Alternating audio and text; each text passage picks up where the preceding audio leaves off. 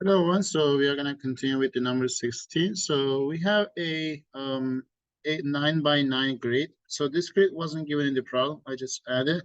So, and then she calculates the product of the numbers in each row and column.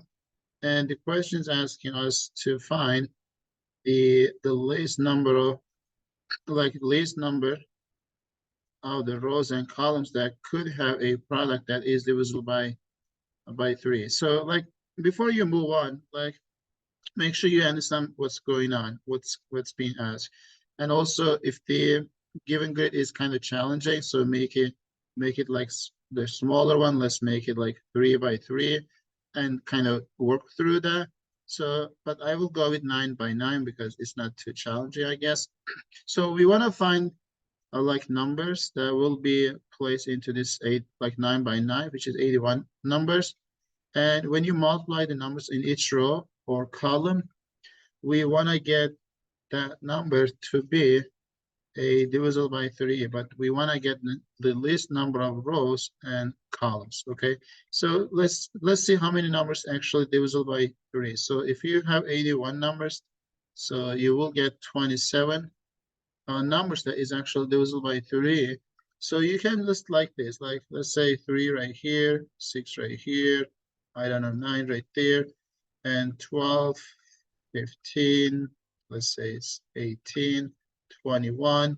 Like if you were doing such a thing, you're seeing that these 3 and 6 is gonna cover this row, and then 9 and 12 will cover this row. If I take a number right here, let's say 27, then we are done with that. So if you kind of split those numbers among those given grades, you're actually getting more number of like rows and columns, especially if you're trying to get only one number on each row and column, then you are going to make sure that every column and every row has that number of like, I mean, at least a product that is a multiple of 3 or divisible by 3, because you do have at least one number in that product. So for that reason, we need to make sure we are going to try to get as many multiple of 3s as possible in the same row, so we can get less number of rows that has nothing in multiple of 3s. Okay, but at the same time, if I want to do this like 3, 6, 9, like 12, 15,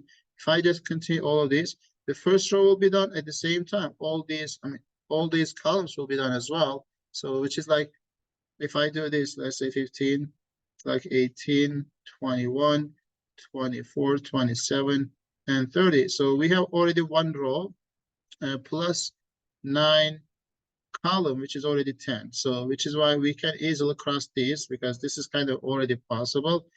But that will make a bit like more. So which is why actually we don't cross these. We could cross something else, but I think we cannot really cross that immediately. So now we do have this, like meaning that if I just put those all on the same row, that will also be challenging because we still have more numbers that is multiple of 3s, so which we need to place in the second or the third. So since we have 9 right here, and then total like number of like numbers as multiple of 3 was 27, so which means if I want to complete all these rows, that is gonna give us 3 plus 9, which is 12.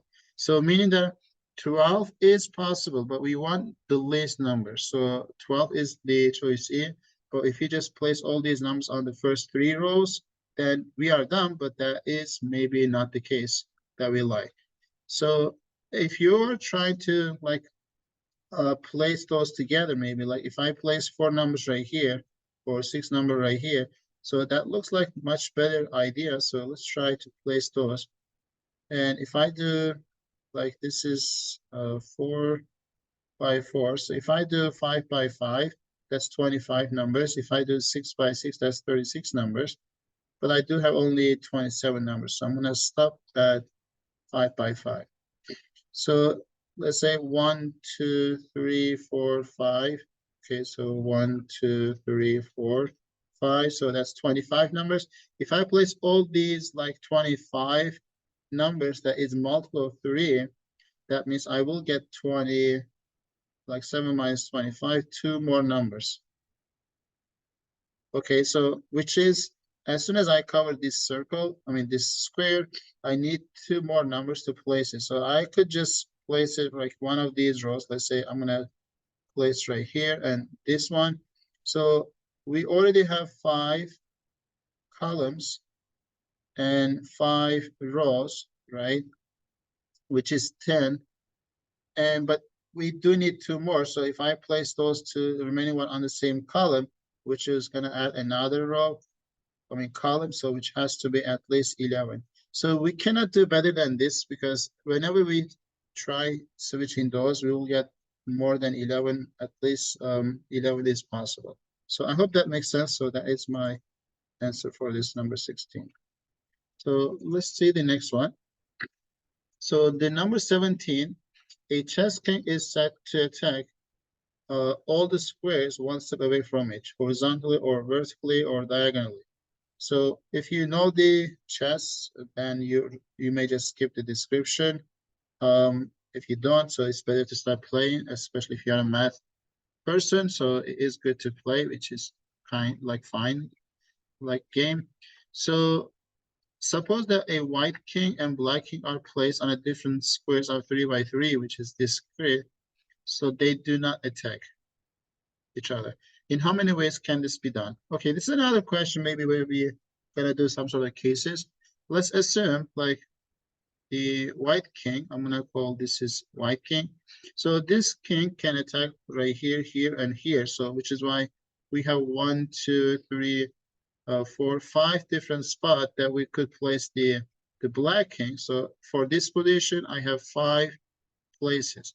But you know, whenever you are dealing with the casework counting or complementary counting, it is good to think about symmetry. So this corner is not special. Like if I place the white king right here, I do have 5 other options. Like I could have 1, 2, 3, 4, 5, as same as this one. So we have 4 corners. So that's basically 4 times 5.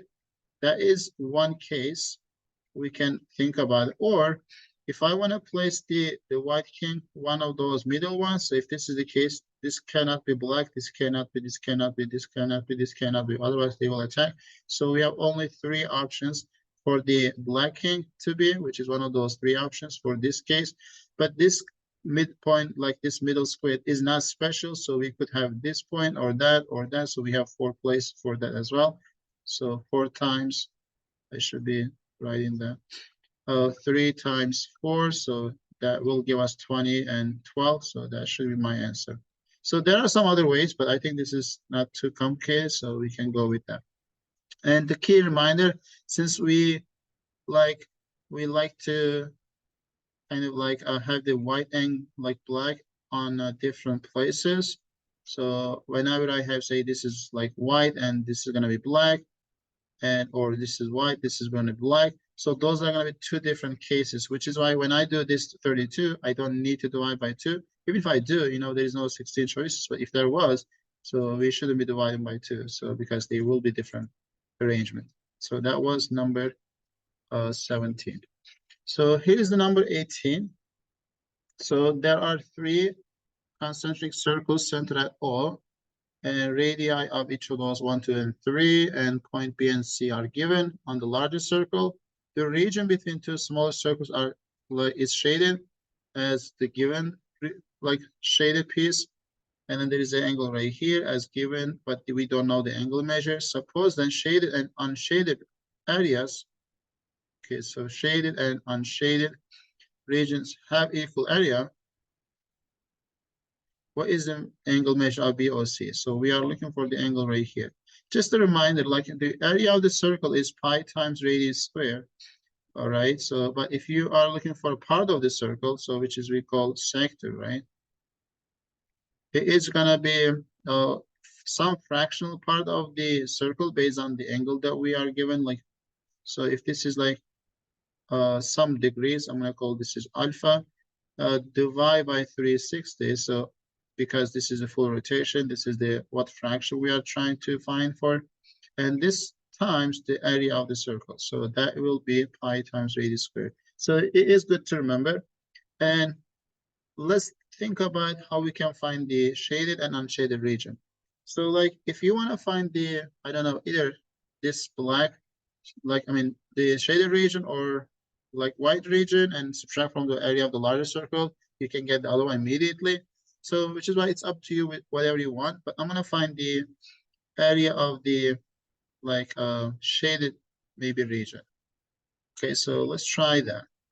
So if I want to find the area of the shaded region, you know, I should maybe shade this sector. So the area of this region is gonna be the radius of that largest circle was 3, so pi times 3 squared. And we need to multiply this by the angle at the center, which we do not know yet.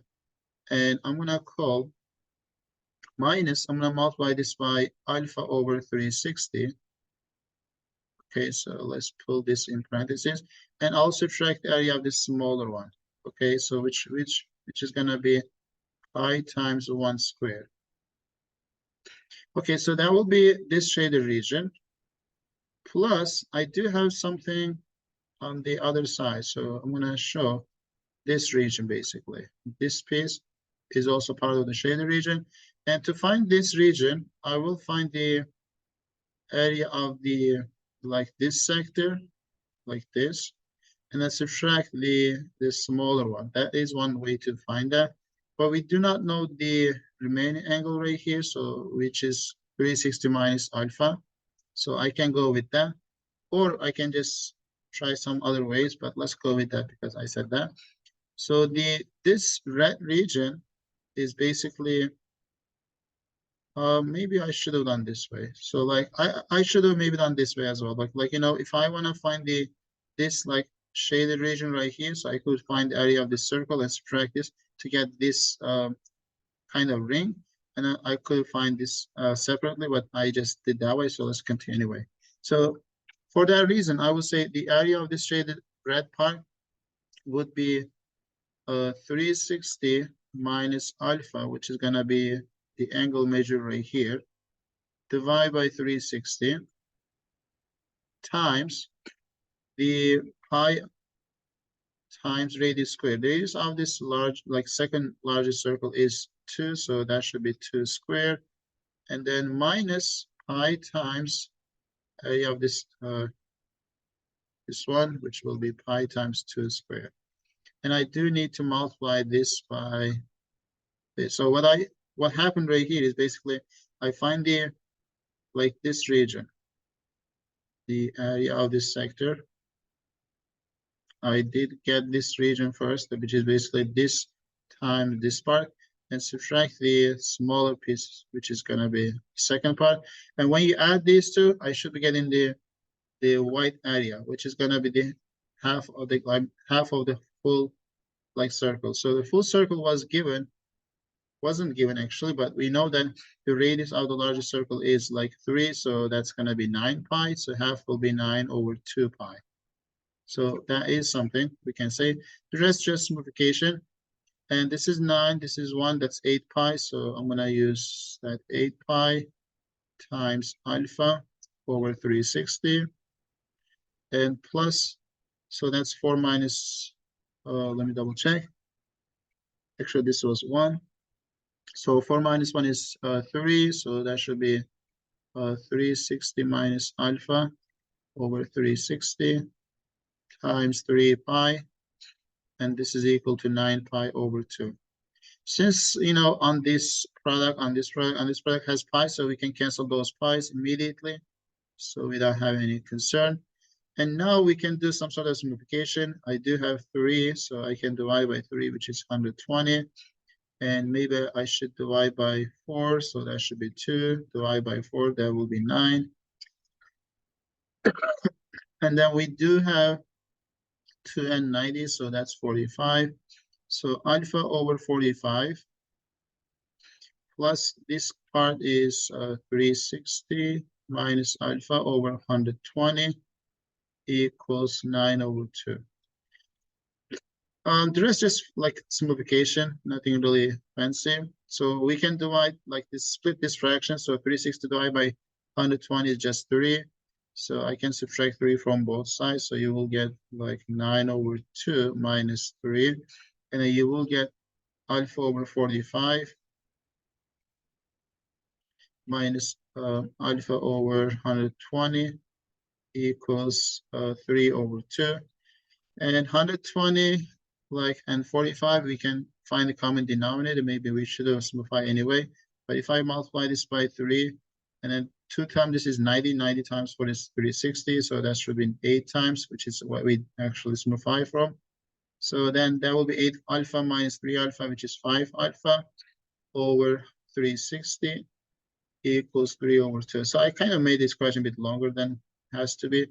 So now we can do cross multiplication. So that should be 5 alpha times 2, 3 times 360, divide by 2, which is 180, and divide by 5. So that is 3 times 5 is 15, so 36 times. So the alpha will be 3 times 36, which is 108. So again, I realize I made it a bit longer, but at least we can do this as well. So I'm going to leave some other ways to approach this problem as a challenge. So please try and see if you can find better than this approach, but at least it does work, okay? So that was number 18. So here's the next one. So number 19, we do have 15 pairs of sneakers, and 3/5 of the pairs are red and the rest are white. 2/3 of the pairs are high top and the rest are low top. The red high top sneakers make up a fraction of the collection. What is the least possible value of this fraction? Okay, so this is also a common question. Like if you are done a lot of questions in terms of like principle of inclusion and exclusion or some Venn diagram, so you probably can attack this easily. I would use the Venn diagram, but I will try to use a lot like something similar to Venn diagram instead. So I'm gonna leave the Venn diagram approach for you to try, okay? Since we have like the red and the white sneakers, which is 2 categories, as well as high top and low top, which is like another 2 categories, but some of them are mixed, right? So which is why I'll make a table, which is we call two-way table, because we have 4 categories, and then some of them are having both of them. So which is why it's okay to do instead of Venn diagram. Okay, so let's assume this is my two-way table, and I'll say this is white, and this is red, and then this is high, and this is low. So we have 15 total, so keep that in mind. And 3/5 are red, so 3/5 of 15, so that should be the 9, which is the red one, and the rest is white, so which will be 6 will be white. And the 2/3 of the pairs are high top and the rest is low top. So 2/3 of 15, which is gonna be 10, is the high top, which will give us 5 left over, which is gonna be low.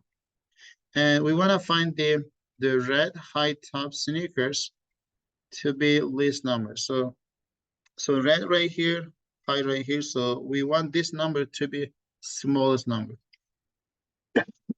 Okay, so let's try and see if we can find something better. We want to get this lower and the others as long as we satisfy all these restrictions. So we should be good with that.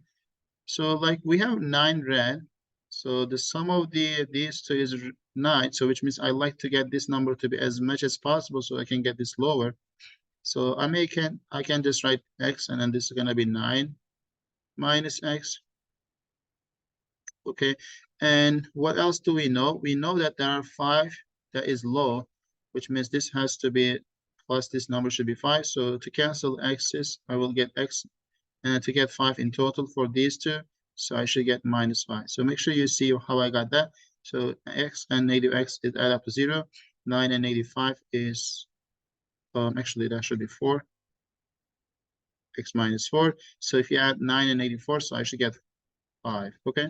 And we know that there are 10 that is high top, which is the sum of these two is 10, so which means this is gonna be 10 minus x.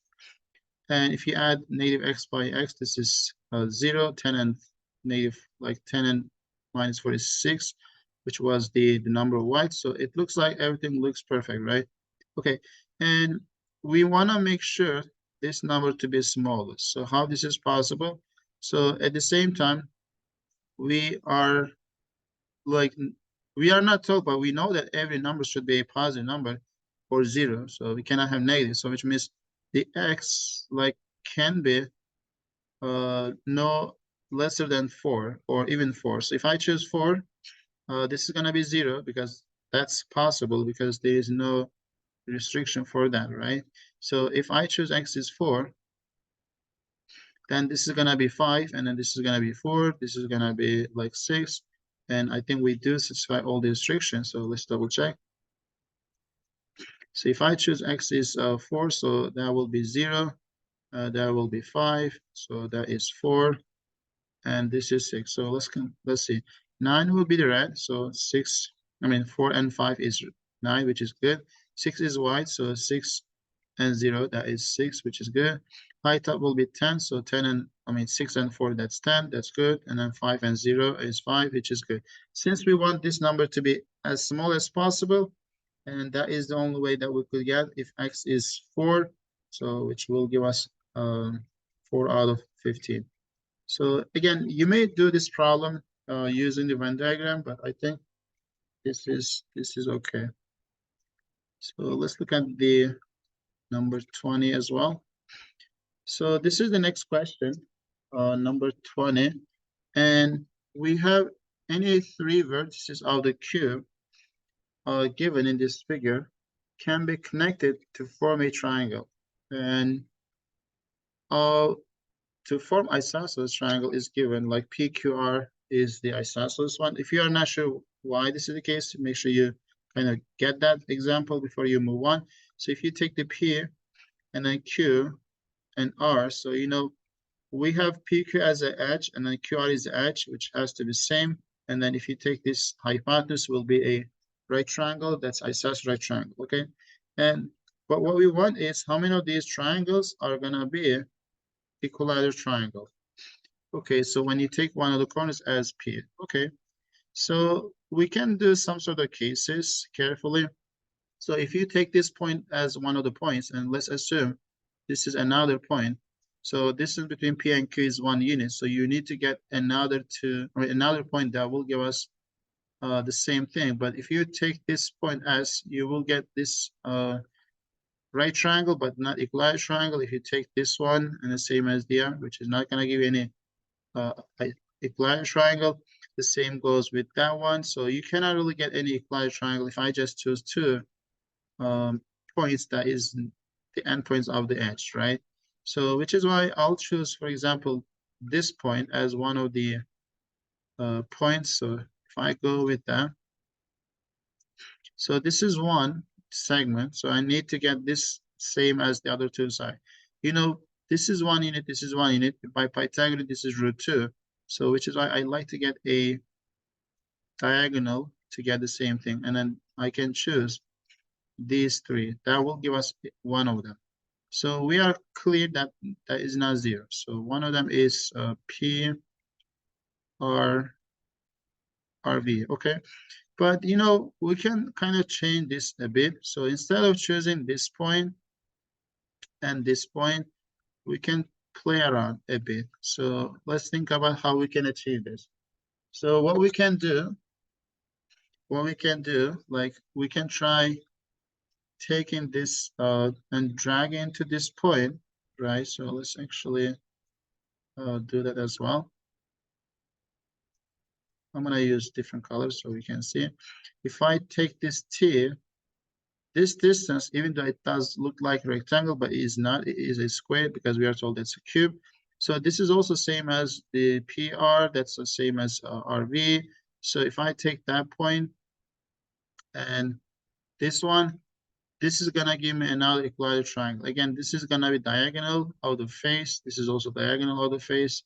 And then that is also diagonal out of face. So we have one more, so which is why we may cross this as well.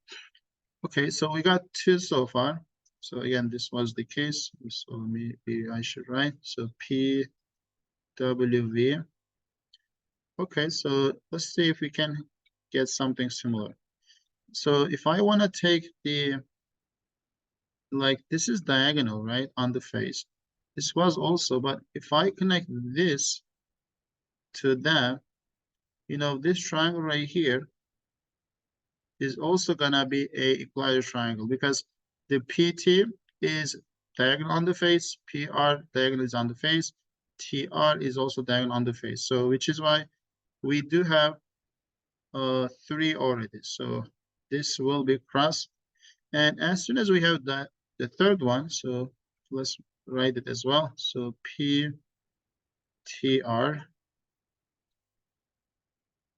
We don't really have others because if I want to drag the like one of these points, because I try all different diagonals from point P, and if I want to take the P to U, which is going to be my like space diagonal, which will be √3 if you use the Pythagorean twice, right? Which is going to be the only one. If I want to continue with this, that will also, like W to R is also √3, but it doesn't really make another equilateral triangle because we have to take this one as one of the corners. So we have 3 of them, so that should be answered choice B, okay? So I hope that was clear, so I'll see you in the next video.